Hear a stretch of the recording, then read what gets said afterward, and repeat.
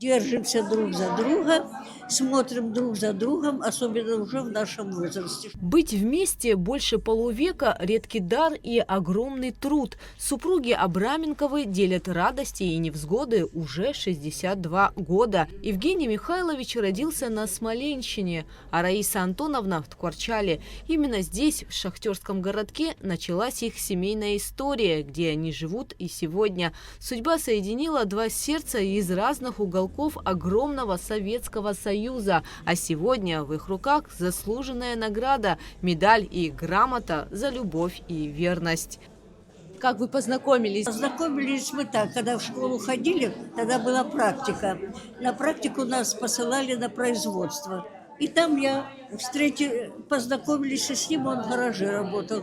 И как-то так завязалось, здравствуй, здравствуй. Потом его взяли в армию, он пришел с армии и стал за мной ухаживать. 2 года ухаживал, а потом мы поженились. У Абраменковых двое детей, внуки и правнук. На вопрос, в чем секрет их семейного долголетия, супруги отвечают просто – в уважении и терпении. Именно этого они искренне желают молодым парам. Что вы пожелаете молодым парам, которые только…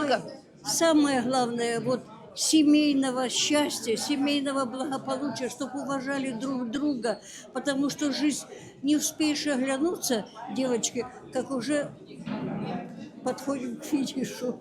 Всем только хорошего хочу. Анатолий Марколя и Кама Джопова вместе 46 лет. Анатолий Иванович – известный абхазский и российский ученый, заслуженный деятель науки республики, директор Сухумского физтеха. А его супруга Кама Рушниевна – первый диктор абхазского телевидения. Несмотря на яркую и успешную карьеру, она приняла главное решение – посвятить себя семье. Сегодня у них 2 сыновей и 5 внуков, для которых дедушка и бабушка – главный пример в жизни. Чествуют семьи, которые, по мнению представителей Россотрудничества и посольства, являются теми семьями, которые можно награждать публично, благодарить и так далее. Мы, в свою очередь, очень благодарны, что попали в этот список, и что мы все вместе, народ России, народ Абхазии, мы все вместе единым таким чувством должны друг друга защищать. Чествовать такие крепкие союзы в посольстве России в Абхазии уже стало доброй традицией. Медали вручают парам, которые прожили в счастливом браке больше четверти века.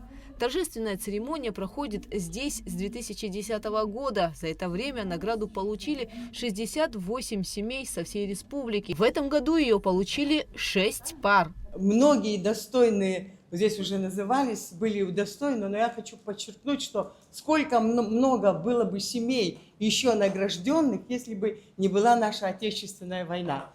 И среди тех пар, чьи дети героически сражались и принесли нам победу и независимость, были Анжела Исаханян, Фируза Чамагуа, многие. Вот я, знаете, как это очень приятно, потому что когда отмечают именно такие пары, чьи дети, собственно говоря, принесли нам свободу и независимость. История каждой из этих семей похожа на захватывающий роман. Они вместе преодолевали трудности, радовались победам и шли только вперед.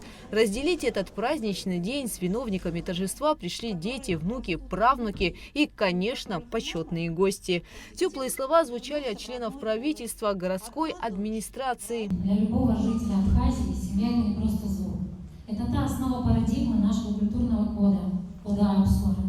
И, конечно, тут с Российской Федерацией нас роднит не только какие-то политические определенные соглашения, а прежде всего глубокие культурные корни. Те вещи, тот ориентир, который ведет нас вперед, в единую общую историю.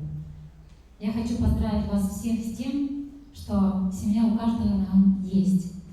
И, конечно, очень здорово, что, имея семью, мы имеем возможность продолжать себя как этнос, как основа, как та база, без которой невозможно ничего. День семьи, любви и верности, который отмечается 8 июля, приурочен к православному дню памяти святых благоверных князя Петра и княгини Февронии Муромских. На протяжении веков их союз остается символом душевной чистоты, преданности и согласия. Библейский текст всегда гласил и гласит и по сей день. Вот эта верность, не раздражительность, не мстительность и не быть вот в той ситуации, когда человек раздражается, а раздражается он от каких-то поступков неправильных. Надо воспитывать детей наших в этом духе благочестия и чистоты. И этот праздник в очередной раз доказывает, меняются эпохи и поколения, но семья остается тем незыблемым причалом, к которому хочется возвращаться всегда. Гугу Савардания, Камила Джопуа, Абхазское телевидение.